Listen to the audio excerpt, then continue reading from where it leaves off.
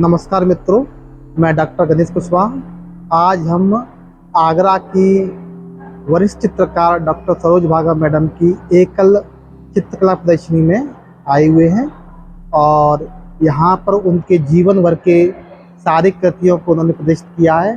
Madam Baikunthi देवी कन्या महाविद्यालय की पूर्व प्राचार्य रही हैं, चित्रकला विभाग की हेड ऑफ डिपार्टमेंट रही हैं। आइए मैम से नमस्कार मैम, आइए मैम से जानते हैं उनकी कला यात्रा के बारे में। मैंने 67 में एमए किया और एमए करते ही ये नया कॉलेज खुला हुआ था और मुझे जॉब मिल गई। तो हम सोच सकते हैं कि जब नई नई जॉब मिलती है तो हम पेंटिंग में ज़्यादा नहीं लगते और पढ़ाने में ज़्यादा रहे। मेरे पास कुल 4 बच्चे थे पेंटिंग के उस ज़माने में 67 में। कुल 33 कॉलेज में लड़कियां थी और 4 पेंटिंग में थी, पर वो 4 भी इतनी लाडली बन के रही, पूरे टाइम चाहती थी हमें मैडम कुछ ना कुछ सिखाती रहे। तो शुरू में स्टिल लाइफ, पोर्ट्रेट यहाँ से शुरू हुआ ये सफ़र और करते रहे हम काम। मेरे पास कुछ कॉलेज टाइम का बहुत अच्छा जो मैंने क्लास वर्क में किया, उसमें कुछ अच्छे पोर्ट्रेट्स हम लोगों ने बनाए। हमारे सर गुरुजी बहुत अच्छे थे। मेरी मैडम थी एक जो पढ़ाती थी, बहुत ही अच्छा काम सिखाया उन्होंने।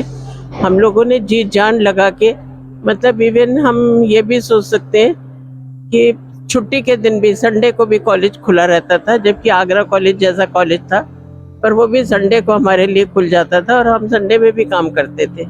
पोर्ट्रेट भी, क्योंकि मॉडल बहुत मुश्किल में मिलते हैं, ये तो आज की बात नहीं है, हमेशा से मॉडल मिलना सबसे मुश्किल है। तो आपस में ही मेरे पास जितने मेरे फुल फिगर हैं सब मेरी या तो दोस्तों के हैं, अपनी टीचर को भी बिठा लिया। एक पोर्ट्रेट तो ऐसा है जिसमें टीचर को भी बिठा लिया जिद करके कि आप बैठ जाओ, और उनको मिरर के सामने उनका पोर्ट्रेट बनाया जो काफ़ी अच्छा बना था और आज भी है मेरे पास, मैंने बहुत संभाल के रखा हुआ है।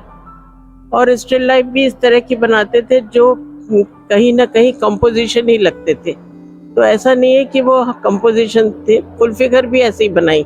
हम लोग को आदत थी, फुल फिगर बनाते थे, उसके साथ साथ उसका एटमॉस्फेयर से वो कंपोजिशन बन जाता था। तो इस तरह से काम करना सीखा और वही परंपरा चलते चलते कॉलेज में भी चली। मैंने कॉलेज में 30 साल, करीब 40 साल पढ़ाया, 40 साल पढ़ाया, करीब 39 ईयर्स। तो उन 40 सालों में मैंने भी, मुझे पेपर पूछा गया भाई कौन सा पेपर पढ़ाओगी, क्योंकि मैं हेड थी, तो जो पेपर किसी ने नहीं पढ़ाया वो मैंने ही पढ़ाया। फुल फिगर मैंने पढ़ाई अपने कॉलेज में। पहले पोर्ट्रेट थे प्रीवियस में और फाइनल में फुल फिगर। तो हमने यही सब पढ़ाया और उसी तरह से कोशिश की पढ़ाने की जैसे हमें अपने टीचर से सीखा था। तो इस तरह से पोर्ट्रेट की शुरुआत हुई और फिर सब्जेक्ट सिलेबस बदलते रहे, फिर कंपोजिशन आ गया, पोर्ट्रेट हट गया। तो इस तरह की जो भी सिलेबस चले उन सिलेबस में ही काम किया मैंने। वो सब करने के बाद थोड़ा सा, क्योंकि उस समय एक्रेलिक कलर्स नहीं आए थे, जब एक्रेलिक कलर्स आ गए तो वाटर कलर में लैंडस्केप शुरू कर दिए। खूब लैंडस्केप बनाए मैंने, जहाँ जाती थी वहाँ लैंडस्केप बनाती थी। और साथ ही साथ कुछ दुर्घटना मेरे परिवार में ऐसी हो गई कि मैं ना लैंडस्केप बना पाई ना पोर्ट्रेट बना पाई, केवल पीएचडी का काम किया। तो मेरी थीसिस का काम बहुत लंबा चला, जिसमें 60 लोगों को मैंने पीएचडी करा दी। मैम, आपके शिक्षक कौन कौन रहे? हमारे शिक्षक मेरे बीपी कंबोज जी, जो अब स्वर्गवासी हो गए, देहरादून के रहने वाले थे। उस ज़माने में जब आगरा कॉलेज खुला था तो कंबोज साहब ही सबसे पहले उन्होंने ज्वाइन किया उसके बाद 2 टीचर और MS आर्या जी, जो इस समय आज कमला नगर में रहते हैं। आज सुबह मेरी उनसे बात हुई, उन्होंने बहुत आशीर्वाद शब्द दिए, क्योंकि कमज़ोर हो गए इसलिए कॉलेज और एग्जीबिशन देखने नहीं आ पाए हैं। और तीसरे नंबर की थी डॉक्टर अंजू मधोक, उस समय PhD होती नहीं थी, तो अंजू दीदी हम लोग करते थे उनसे। उनका भी मैंने फुल फिगर बनाया है, तो वो फुल फिगर भी देख सकते हैं गणेश जी। तो अंजू दीदी थी, और बस यही थे 3 लोग जिन्होंने हम लोग को पढ़ाया मुझे। नए जो शिक्षार्थी हैं, नए जो विद्यार्थी हैं, उनके उज्जवल भविष्य के लिए आपका क्या मैसेज है मैम? मैं अपने बच्चों से यही कहती हूँ कि खूब पेंसिल और स्केच बुक, कागज कुछ अपने पास हमेशा रखो, जिससे कुछ ना कुछ स्केच करते रहो, क्योंकि हमेशा रंग, डिब्बी, ब्रश ये रखना बहुत मुश्किल होता है, जिसकी कमी मुझे भी लगती रही। कई बार ऐसा होता था कि कुछ टॉपिक, कुछ सब्जेक्ट, कुछ लैंडस्केप दिखाई देता था, पर नहीं बनाने को हो पाता था, सामान नहीं है। तो इसलिए अपने पेंसिल रहे तो अपना स्केचिंग खूब करते रहे, जितना स्केचिंग करोगे उतना हाथ खुलता जाए। और जल रंग अगर हैं अपने पास तो खूब रंग फिराओ, रंग फिर। कुछ लैंडस्केप मेरे ऐसे भी थे जिसमें बड़े बड़े आर्टिस्टों ने आकर ये कहा कि आपने बहुत अच्छा रंग बहाया है।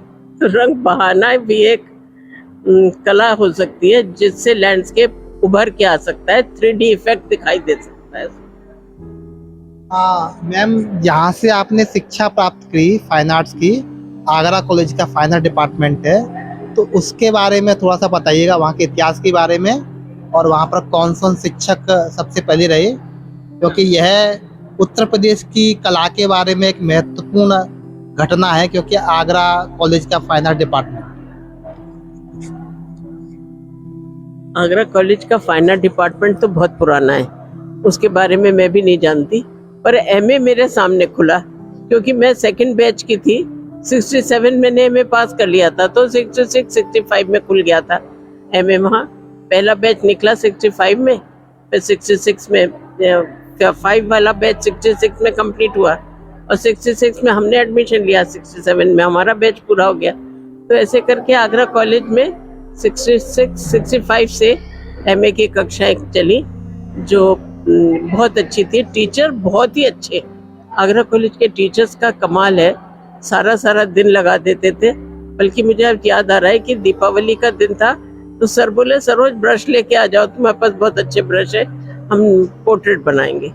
तो जो वहाँ के हेड थे, उनके बेटे का, शुक्ला जी के बेटे का पोर्ट्रेट बनाया हमने। हमारे यहाँ, मैंने भूल गई, आर्या साहब, कंबो साहब से पहले भी हेड जो थे वो शुक्ला जी थे, RP शुक्ला, बहुत ही वहाँ के शांति निकेतन के पढ़े हुए थे, बहुत जबरदस्त आर्टिस्ट थे।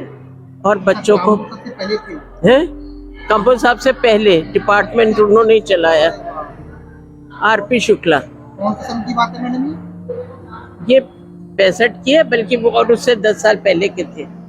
तो उस समय जो भारत में कला महाविद्यालयों में डिग्री नहीं हुआ करती थी, डिग्री नहीं, हाँ, तो डिग्री की शुरुआत सबसे पहले आगरा कॉलेज के फाइन आर्ट डिपार्टमेंट में, फाइन आर्ट में हुई, आगरा कॉलेज में हुई, आगरा से अलीगढ़ में हुई, अलीगढ़ से फिर मथुरा सब जगह।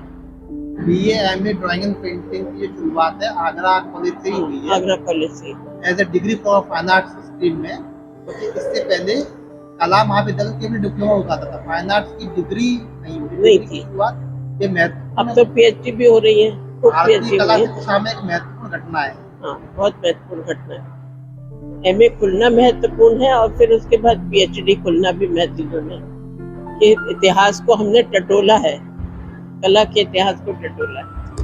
मैम, थोड़ा सा आपकी जो कर्म भूमि रही है वो है वैकुंठी देवी कन्या महाविद्यालय का ड्राइंग एंड पेंटिंग जो डिपार्टमेंट है, इसकी आप यहाँ पर शिक्षिका हैं, यहाँ पर विभाग अध्यक्षा हैं, और यहाँ की प्राचार्य भी रही हैं। तो वैकुंठी देवी कन्या महाविद्यालय के जो ड्राइंग एंड पेंटिंग डिपार्टमेंट के बारे में थोड़ा सा मैम बताइएगा।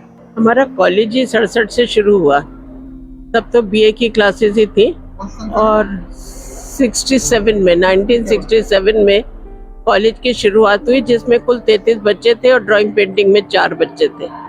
ड्राइंग पेंटिंग सबसे पहले खोला यहाँ, अन्य विषयों के साथ, हालांकि नहीं खोल सकते थे तो भी चलता काम, पर कला में रुचि थी हमारे मैनेजमेंट को, इसलिए उन्होंने 4 बच्चों में भी डिपार्टमेंट खोल दिया और सामान भी नहीं था, पर धीरे धीरे करके बढ़ता रहा और सन 75 में एमए खुला।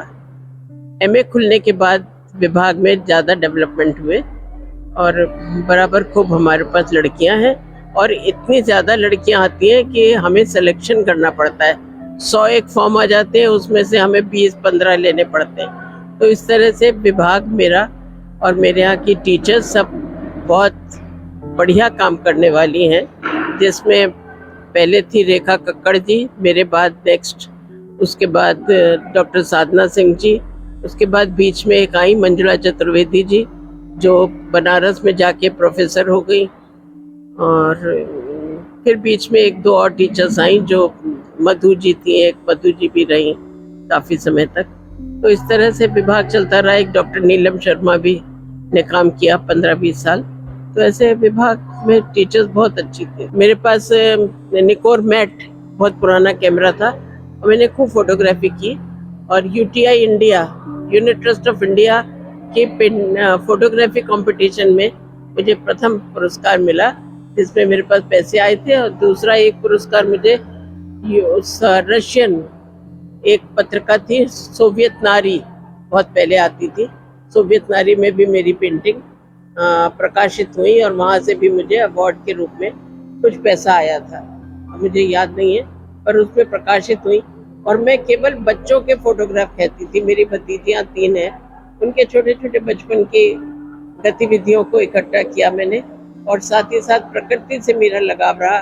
तो मैंने फूल पत्तियाँ खूब बनाई, खूब गेंदे खींचे, खूब गुड़हल खींचे, खूब बोगनविलिया खूब खींचा। निसंदेह मैडम ने आगरा की जो कला है, जो चित्रकला है, उसमें मैडम का बहुत ही महत्वपूर्ण योगदान है। और यह मैडम का जो रेट्रोस्पेक्टिव शो है, यहाँ पर मैडम आपका जो सारे वर्क्स एग्जिबिटेड है कि किस काल से किस काल तक के वर्क्स है मैम? यहाँ पर वही 67 से लेके अब तक का लगातार 67 से लेके अब तक मैडम लगातार का वही। तो यहाँ पर मैडम के चयनित वर्क जो डिस्प्लेड हैं, और यह कला छात्रों के लिए और आने वाले कलाकारों के लिए एक बहुत बड़ी प्रेरणा है कि मैडम का पूरे जीवन का यह एक शो है।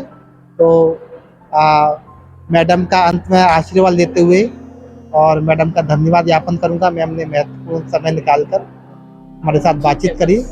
Thank you so much ma'am. अपने आप लिखी तो बात करना।